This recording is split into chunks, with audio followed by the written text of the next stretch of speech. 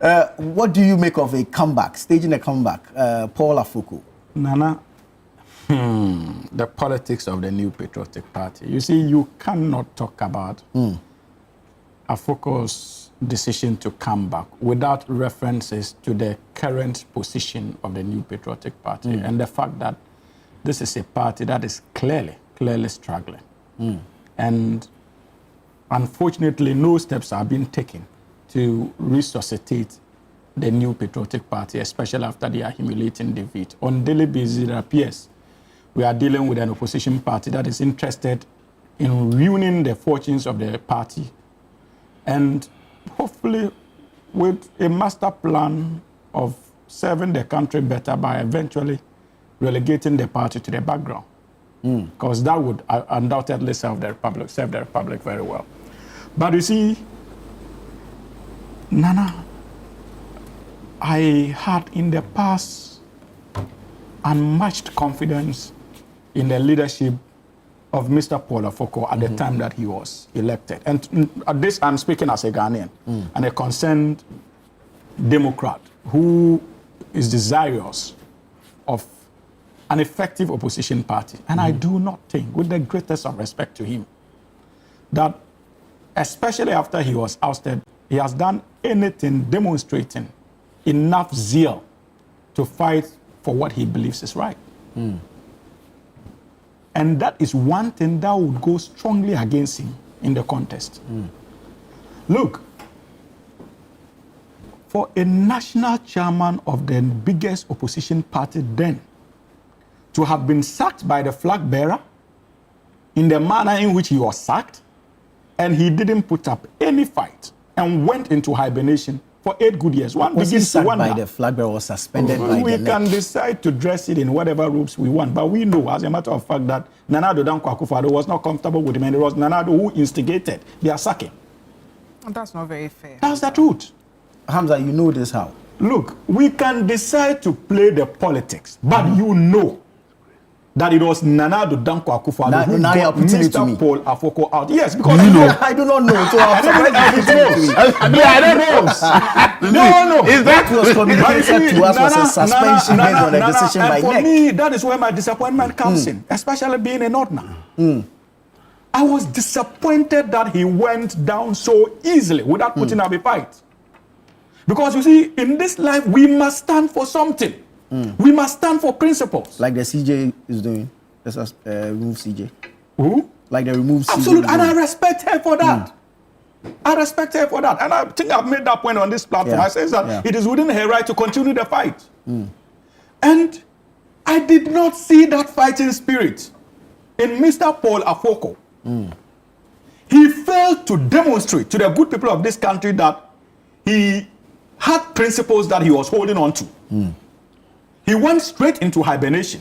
And so by that act alone, he only did not succeed in telling the generation then that he didn't have the fire to fight, but he succeeded in telling even generations that were even preparing the grounds to jump into politics that, look, this is not a man who is reliable enough in terms of the political temperature we have in this country. Indeed, like they said, Kopna Jia Japong, another unreliable person, unfortunately. Hamza. Oh, but we are dealing with a general secretary who once upon a time was flag bearer to Nana Addo Dankwa Akufo-Addo, fell out and betrayed the cause of Nana Addo Dankwa Akufo-Addo. Nana Addo decided to ostracize him, even as general secretary, and even subsequently in government. Dr. Mahamudu Bawumia decided to take him on board. I do not have any modicum of respect for such politicians. Decided to take him on board, made him an instrumental member of his campaign, as if to say that indeed Nana Addo has been vindicated. The same gentleman, after managing Dr. Mahamudu Bawumia's campaign, suddenly decides to go and pick a form and contest against Dr. Mahamudu Bawumia. So, that is the character we are talking about.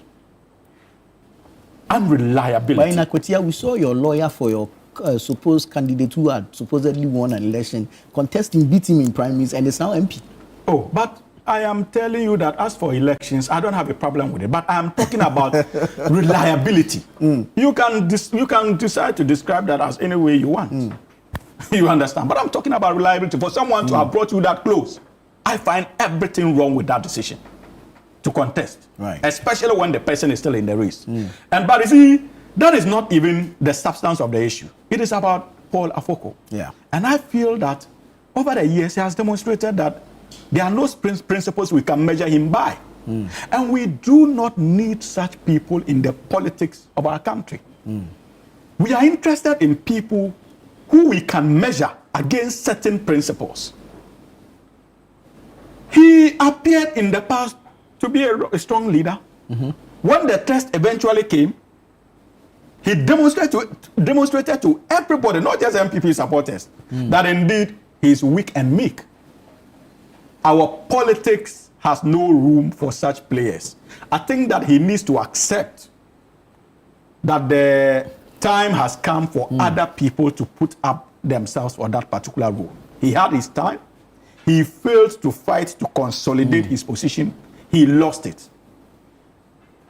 And it is in the interest of the new patriotic party to begin to engage to get a chairman who can take them at least out of the woods. All the names that they are throwing around, I do not see any viable candidate for chairman, in all honesty. Really? Absolutely not. I do not, from where I sit. And that is the reason why whoever becomes flag bearer, of course, it is my hope that becomes Dr. Mahmoud Bawumia. That is your hope. Yes. It's all our hopes. Because It will happen. it is somebody we can easily defeat. You sharing the hope, but the Because reasons for he's the That is different. not Because his record against Mahama. Because his record is known. No, it's the same thing. His Mahama record is in known. government. It But you shows see- Dr. Mahmoud Bawumia will come and be in government. It's so simple. You see, as for the new patriotic party, I can assure them that the damage that Nana Addo Dankwa Akufo-Addo has caused them in the last 16 years, it will take a lifetime to undo. And they seem to be underrating the effects of the Nana Addo leadership on the party. Whoever emerges must lead a charge to rebrand that political party and take it away from the unfortunate legacy of Dr. Mahmoud Bawumia. That is what is his name, Nana Addo Dankwa Akufo-Addo. That is the only way the opposition new patriotic party can begin to position itself to be engaged in any meaningful political discourse as far as our democracy is concerned. Look at the front bench in parliament. I have had cause to make references to it in the past. Still remnants of the Nana Addo bad leadership as far as the party level is concerned. Look at the national executives. The national executives, if you look at them, it looks like it's a parade of incompetence. That's not fair. And that is the unfortunate reality. She knows. Fair. That is absolutely not And for fair, Hamza. 8 good years, I hope I'll have an and for opportunity 8 to good respond. years, Nana, that is how, if you want to understand how the NPP handled this country, just look into how they handled their political party and the Nana Addo Dankwa Akufo-Addo, and you would begin to have a fair idea of how this country was managed in the last 8 years.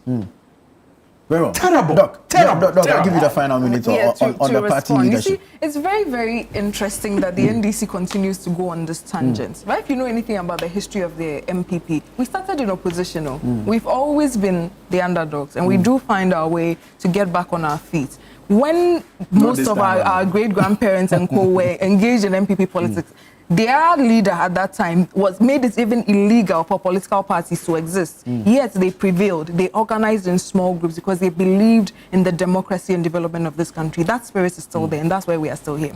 But to go on, the party that he's calling so many names, we took a wonderful, fabulous decision to do our presidential primaries first. They lamented. Now I understand why they are lamenting, because it has pushed them to also begin to hasten their steps. One day you hear that their national chairman is doing a thank you tour, which I think he has abrogated. I've not heard anything about it yet. I think we should now we are mourning Nana Kunedu, so we should ask Hamza about it. A thank you tour by the national chairman. Then we have a chief of staff whose wife is doing first lady to the chief of staff. I've never heard that term before. So you have your own. Whose wife is what?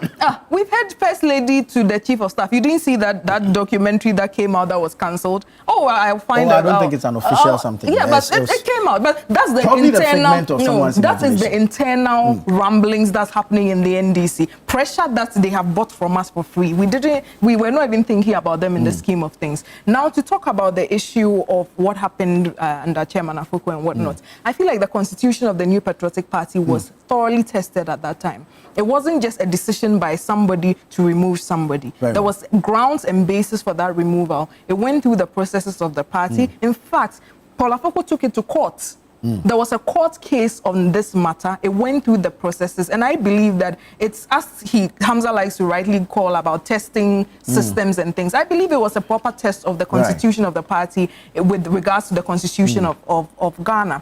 And so it's in that basis it is clear. And I feel like the NDC, they are speaking just the way we spoke in 2016. If you look at the tonation, the manner, the body language, and the confidence with which they speak, say politicians never learn. It is the same 2016 behavior.